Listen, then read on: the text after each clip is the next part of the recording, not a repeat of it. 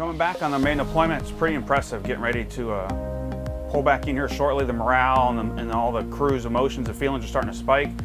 We departed back in June, and over these 4 months, been successful down here in the 4th Fleet area of responsibility. And just so I know the family members are excited back home. The crew is starting to get really amped up, and so we're looking forward to returning from a successful voyage.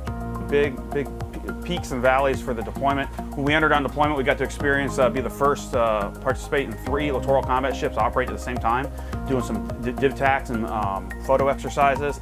And then we also got to our first port visit, we was in the Dominican Republic, where we got to host the President and Vice President of the Dominican Republic.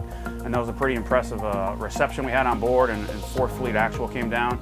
And so being able to see the sailors show off their ship and the pride they have in this warship, and then just executing with the Jamaican Defense Force, with the Dominican Republic's Defense Forces, and doing those bilateral exercises. A lot of good came out of those, and the ship was able to show off their seamanship skills. And so those are kind of the memories we're going to look back on with fondness years down the road. 110 sailors.